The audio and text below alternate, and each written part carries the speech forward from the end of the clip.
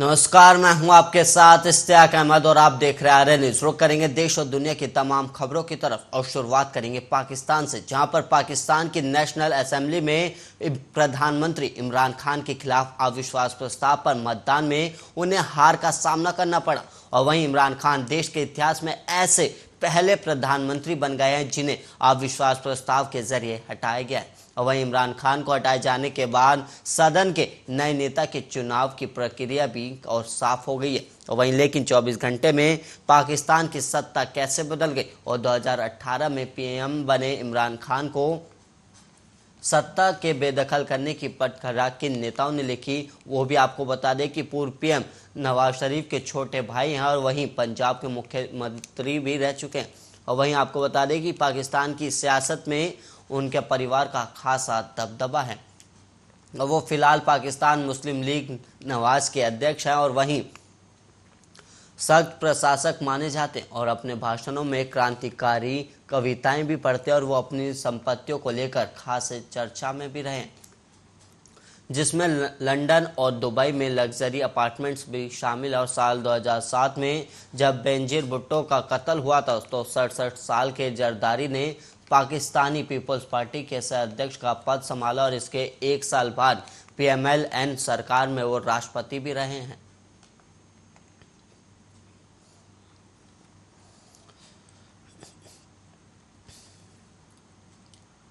और वहीं देश के गृह मंत्री अमित शाह का हिंदी को लेकर दिया गया सुझाव विपक्षी नेताओं को पसंद नहीं आया। और वहीं विपक्षी नेताओं ने शुक्रवार को शाह के बयान की तीखी आलोचना की और इससे भारत के बहुलवाद पर हमला बताया और कहा कि वह हिंदी साम्राज्यवाद को लागू करने के कदम को विफल कर देंगे।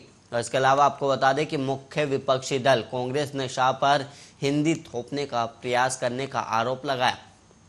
वहीं कांग्रेस नेता जयराम रमेश ने ट्वीट किया कि हिंदी राजभाषा है, ना कि राष्ट्रभाषा।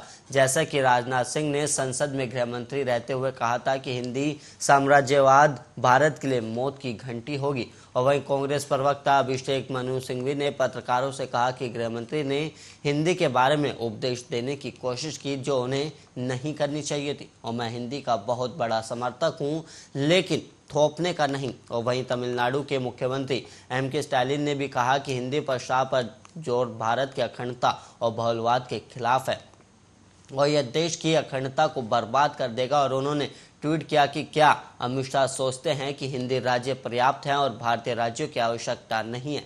आप बार बार वही गलती कर रहे हैं, हालांकि आप सफल नहीं होंगे। और इसके अलावा आपको बता दें कि बंगाल में सत्तारूढ़ तृणमूल कांग्रेस ने कहा कि बीजेपी नीति केंद्र सरकार द्वारा गैर हिंदी भाषी राज्यों पर हिंदी थोपने के किसी भी प्रयास का विरोध किया जाएगा। और वहीं तृणमूल के वरिष्ठ नेता सौगत राय ने कहा कि भारत के पहले प्रधानमंत्री जवाहरलाल नेहरू ने भी कहा था कि गैर हिंदी भाषी राज्यों पर हिंदी तब तक नहीं थोपी जाएगी जब तक वो इसे स्वीकार करने को तैयार नहीं होंगे। और वहीं कर्नाटक के पूर्व मुख्यमंत्री सिद्धरमैया ने भी ट्वीट किया कि कन्नड़ के रूप में मैं आधिकारिक भाषा को लेकर गृह मंत्री अमित शाह की टिप्पणी का कड़ा विरोध करता हूं और हिंदी हमारी राष्ट्रीय भाषा नहीं है और हम इसे कभी नहीं होने देंगे। और इसके अलावा आपको बता दें कि नई दिल्ली में संसदीय राजभाषा समिति की बैठक की अध्यक्षता करते हुए गृह मंत्री अमित शाह ने कहा था कि प्रधानमंत्री मोदी ने फैसला किया है कि सरकार चलाने का माध्यम राजभाषा है और इससे निश्चित रूप से हिंदी का महत्व बढ़ेगा और अब समय आ गया है कि राजभाषा हिंदी को देश की एकता का अहम हिस्सा बनाया जाए और हिंदी को अंग्रेजी के विकल्प के रूप में स्वीकार किया जाना चाहिए, ना कि स्थानीय भाषाओं के विकल्प के रूप में।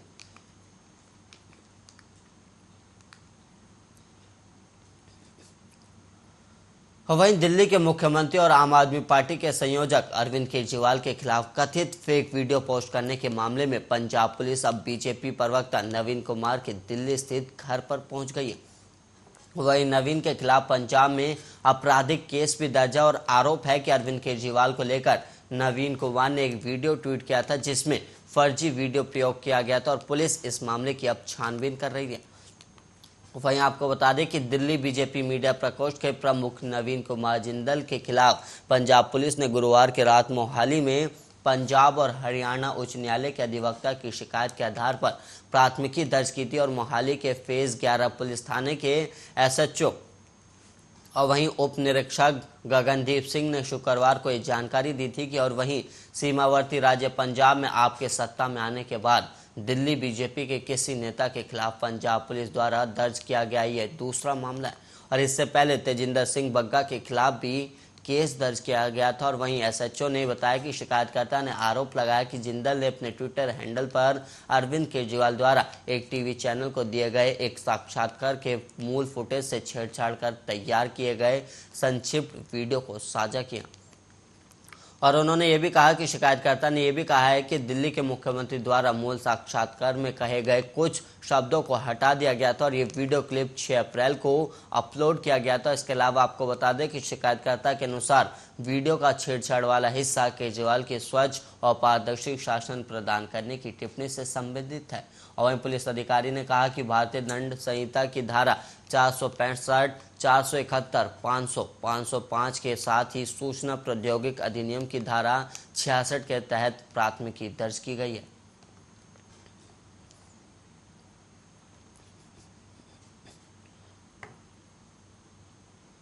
और वहीं आम आदमी पार्टी के अध्यक्ष अरविंद केजरीवाल के हिमाचल प्रदेश में रोड शो के 2 दिन बाद पार्टी के बड़े नेताओं ने केजरीवाल का साथ छोड़ बीजेपी का दामन थाम लिया। और वहीं राजनीतिक जानकारी से एक तरह से चुनाव से पहले ही आम आदमी का हिमाचल प्रदेश में सफाया बता रहे। और वहीं इन बयानों का अरविंद केजरीवाल ने जवाब देते हुए कहा कि प्रदेश की जनता को आम आदमी पार्टी पर भरोसा है। दरअसल अरविंद केजरीवाल ने ट्वीट कर बीजेपी के उन नेताओं को जवाब दिया है जो हिमाचल में आपका सफाया बता रहे। दिल्ली के मुख्यमंत्री ने ट्वीट कर कहा कि ये लोग मुझसे नहीं जनता से डरते और बीजेपी वालों अगर ईमानदारी से जनता के लिए काम किया होता तो इतना खौफ ना होता और वहीं सीएम बदलने की नौबत ना आती और दूसरी पार्टियों के दागियों के पांव पड़ने की जरूरत ना पड़ती। और वहीं आप पर लोगों को भरोसा है और आप पार्टी हिमाचल प्रदेश को एक कट्टर ईमानदार और देशभक्त सरकार देगी।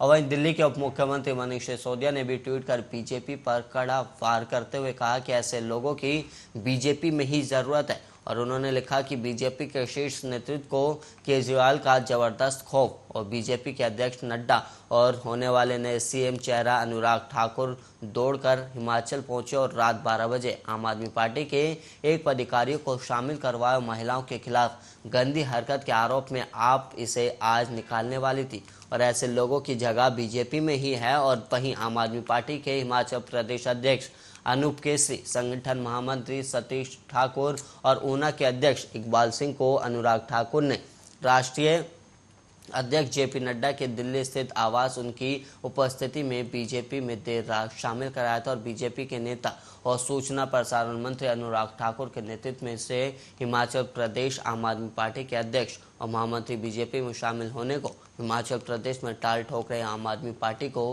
बड़ा झटका माना जा रहा है।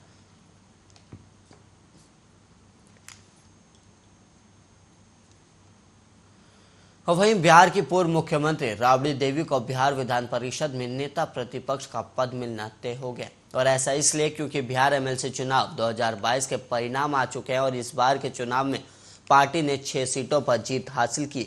और ऐसे में विधान परिषद में आरजेडी सदस्यों की संख्या 5 से बढ़कर अब 11 हो गई है और इस कारण राबड़ी देवी को पद मिलना निश्चित है। और वहीं आपको बता दें कि विधान परिषद में कुल सदस्यों की संख्या 75 है और ऐसे में किसी भी दल की नेता प्रतिपक्ष के पद की दावेदारी करने के लिए कुल सदस्यों की संख्या का कम से कम 10% होना चाहिए। और इस हिसाब से आरजेडी को कम से कम 8 सदस्यों की जरूरत थी और चुनाव से पहले उनकी संख्या मात्र 5 थी, लेकिन ताज़ा परिणाम के बाद अब आरजेडी के 11 सदस्य हो गए।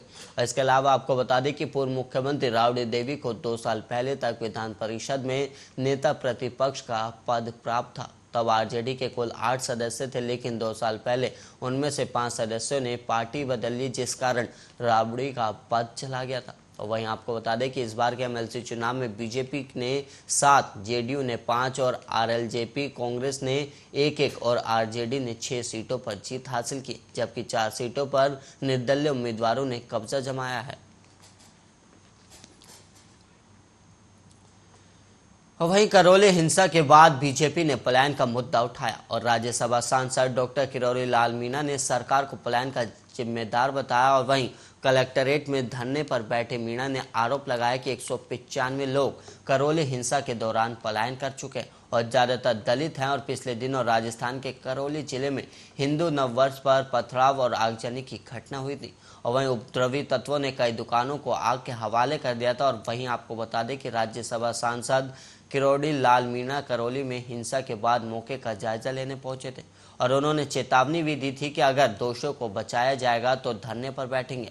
और अब राज्यसभा सांसद का कहना है कि जब तक शांति कायम नहीं हो जाती और दोषियों को सजा नहीं मिलती तब तक धरना जारी रहेगा। और डॉक्टर मीणा का ये भी कहना है कि हिंसा की घटना के बाद करौली आए संभागीय आयुक्त ने रिपोर्ट भी दी थी कि पलायन नहीं हुआ है और इसके विपरीत सच्चाई है कि करौली से पलायन हुआ और 195 लोगों की सूची डॉक्टर मीणा ने मीडिया के सामने सार्वजनिक की। और वहीं सांसद ने अहमद के परिवार पर हिंसा फैलाने का आरोप लगाया और उन्होंने सरकार से मांग की है कि हिंसा फैलाने वाले उपद्रवियों को गिरफ्तार किया जाए और सरकार निर्दोषों को परेशान ना करे। और उन्होंने पुलिस पर भी भय फैलाने का आरोप लगाया और उन्होंने कहा कि पिछले कई दिनों से निर्दोष लोगों को पूछताछ के लिए थाने ले जाकर प्रताड़ित किया जा रहा है और प्रताड़ना की वजह से पलायन जारी है और उसके लिए जिम्मेदार सरकार और पुलिस दोनों ही है। और उन्होंने ये भी बताया कि पलायन ढोली खार इलाके में सबसे ज़्यादा हुआ है और सरकार से मांग है कि जल्द इलाके में भय खत्म कर शांति स्थापित कर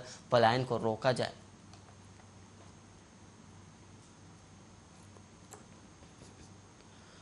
और वहीं बीजेपी के नेता किरीट सोमैया ने 11 अप्रैल को मुंबई सेशन कोर्ट में अग्रिम जमानत याचिका दायर की है और सोमैया और उनके बेटे पर 2013 से 14 में आईएनएस विक्रांत को बचाने के लिए चलाए गए कैंपेन के दौरान इकट्ठे हुए पैसे की हेरफेरी का मामला दर्ज है। और वहीं पुलिस ने उन्हें पूछताछ के लिए तलब भी किया है। और वहीं आईएनएस विक्रांत मामले में शिवसेना नेता संजय राउत के सवाल उठाने के बाद बीजेपी नेता किरीट सोमैया और उनके बेटे नील सोमैया के खिलाफ एफआईआर भी दर्ज हो चुकी है। और वहीं आपको बता दें कि सोमैया ने इस मामले पर कहा था कि एक भी सबूत शिकायतकर्ता के पेश नहीं किया गया और बावजूद इसके उनके खिलाफ मुंबई पुलिस ने एफआईआर दर्ज की और संजय राउत इससे पहले 17 तरह के आरोप भी लगा चुके लेकिन एक भी सबूत पेश नहीं कर पाए। और वहीं आईएनएस विक्रांत मामले में शिवसेना नेता संजय राउत और बीजेपी के नेता किरीट सोमैया के बीच आरोप प्रत्यारोप का दौर जारी है। और वहीं शिवसेना नेता संजय राउत ने 2 दिन पहले बीजेपी नेता किरीट सोमैया पर आईएनएस विक्रांत के लिए जमा किए गए पैसे गबन करने का आरोप लगाया था। और इसके अलावा आपको बता दें कि संजय राउत का दावा है कि ये रकम करीब 57 करोड़ रुपए की है। और राउत के सवाल का जवाब देते हुए किरीट सोमैया ने कहा था कि साल 2013 में 35 मिनट के आंदोलन में इतनी बड़ी रकम कैसे जमा हो सकती है और यह आंदोलन प्रतीकात्मक तौर पर किया गया था। और वहीं आपको बता दें कि आईएनएस विक्रांत मामले में शिवसेना नेता संजय राउत के सवाल उठाने के बाद और चैम्बूर पुलिस स्टेशन में दर्ज की गई शिकायत के बाद बीजेपी नेता किरीट सोमैया और उनके बेटे नील सोमैया के खिलाफ 420 और अन्य धाराओं के तहत एफआईआर भी दर्ज हो चुकी है।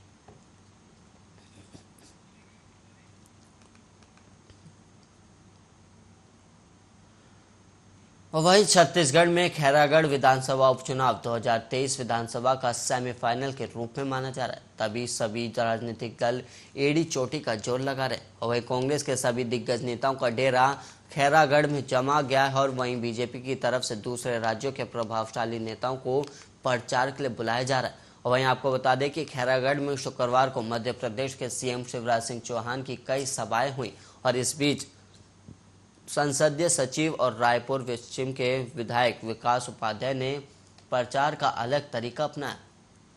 नेताजी चुनाव जीतने के लिए चौक चौराहे पर नुक्कड़ नाटक करते हुए दिख रहे हैं और विधायक खुद आम जनता के बीच जाकर अभिनय करते हुए नजर आ रहे हैं। और दरअसल कांग्रेस की अलग अलग टीम विधानसभा उपचुनाव में तैनात है और इसी के साथ राजधानी रायपुर की टीम नुक्कड़ सभा का आयोजन कर रही है और इसमें संसदीय सचिव विकास उपाध्याय ने बढ़ती महंगाई के खिलाफ नुक्कड़ कर रहे हैं। और वहीं आपको बता दें कि विकास उपाध्याय की कलाकारी जग जाहिर है और पहले भी उनका अभिनय भक्ति वीडियो एल्बम में देखा जा चुका है। और वहीं संसदीय सचिव विकास उपाध्याय ने मीडिया से बातचीत के दौरान कहा कि जिस महंगाई को केंद्र की बीजेपी सरकार डायन कहती थी, अभी उन्हीं की पार्टी सरकार होने के बावजूद देश के प्रधानमंत्री से लेकर मंत्रिमंडल तक सभी नेता चुप्पी साधे हुए हैं। पेट्रोल, डीजल और रसोई गैस के दाम में प्रतिदिन वृद्धि की जा रही और इससे आम जनता का जीवन दूभर हो चुका है और दैनिक जीवन में उपयोग में लाई जाने वाली वस्तुओं की कीमतें अब आसमान छू रही हैं और आम जनता महंगाई की मार झेल रही है।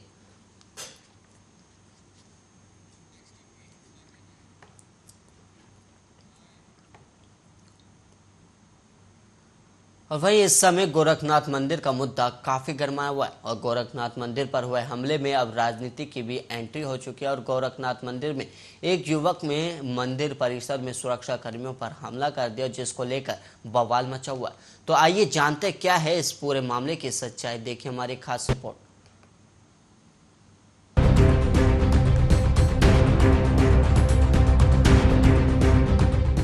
सबसे पहले तो आप देखिए किस तरह से युवक द्वारा हमला किया गया है। तो देखा आपने कि कैसे एक युवक हथियार लेकर मंदिर परिसर में घुसने की कोशिश करता है और जब उसे सुरक्षाकर्मी अंदर जाने से रोकते हैं तो वो शख्स सुरक्षा कर्मियों पर ही हमला बोल देता है। युवक को काबू करने के लिए लोगों की भीड़ भी देखी जा रही है, लेकिन ये शख्स भीड़ पर भी हमला करने की कोशिश करता है। खैर, युवक को जैसे तैसे काबू में कर लिया जाता है, लेकिन इस दौरान 2 सुरक्षाकर्मी घायल हो जाते हैं और सुरक्षा कर्मियों ने युवक को मंदिर के अंदर नहीं घुसने दिया, जिसको लेकर सुरक्षा कर्मियों को बहादुरी के 5 लाख रुपए का इनाम भी दिया गया है। और वहीं यूपी के सीएम योगी आदित्यनाथ ने घायल सुरक्षा कर्मियों से मुलाकात भी की है। तो चलिए अब आपको उस युवक के बारे में बता दें कि वो युवक है कौन। हमला करने वाले युवक का नाम मुर्तजा बताया गया है। हमलावर ने IIT मुंबई से ग्रेजुएशन की हुई है और इसके अलावा हमलावर 2 बड़ी मल्टीनेशनल कंपनी में काम भी कर चुका है। और वहीं जब आरोपी के पिता से बात की गई तो आरोपी के पिता ने बताया कि उनके बेटे की मानसिक स्थिति ठीक नहीं है और मानसिक रूप से वो बीमार है। लेकिन इस मामले की जांच ATS और STF कर रही है और जांच एजेंसी ने युवक के बारे में कई खुलासे भी किए हैं। पुलिस ने युवक का आतंकी कनेक्शन भी बताया है और इस हमले को आतंकी साजिश से जोड़कर भी देखा जा रहा है। और वहीं आला अधिकारियों ने युवक के बारे में बताया कि उसने YouTube चैनल पे कई आतंक से जुड़े वीडियो भी देखे थे। और वहीं जांच एजेंसी द्वारा अहमद मुर्तजा के खिलाफ कई सबूत भी मिले थे। लेकिन अब इस मामले में नया मोड़ आ गया है, जहां पर हमलावर अहमद मुर्तजा ने अपने कबूलनामे में कई बातें कबूली हैं।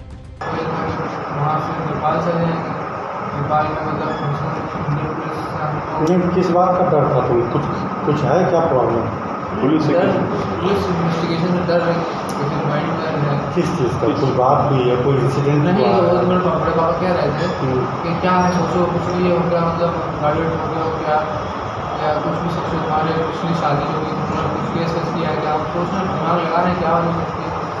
हमारा नहीं कुछ लग नहीं रहा है, एक ही लग रहा है। फिर पापा गए तो पापा आए थे उसमें किराएदारी का काम करके, तो उसमें वही थे, तो क्या कुछ सीरियस लग रहा है कुछ नहीं। ठीक है, पुलिस की कोई बात नहीं, वहाँ जाने की क्या जरूरत है? हम सोचे कि हमारा इमीडिएट पर्पस ये है कि किसी और के घर जाओ और फिर फोन भी ट्रेसेबल ना हो।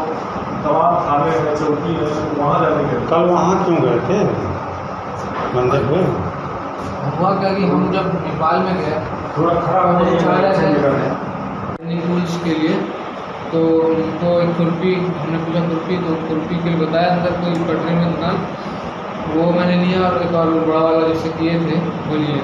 तो दोनों सामान लेके हम टेम्पो पे चढ़े, 450 से 500 रुपये का सामान था। टेम्पो पे चढ़े, टेम्पो से नौगढ़ है, शेयर टेम्पो में नौगढ़ से जो है उसने कहा कि हम आपको रिजर्व में गोरखपुर पहुँचा देंगे। तो हमने कहा भाई ठीक है, गोरखनाथ में रुकवा देना।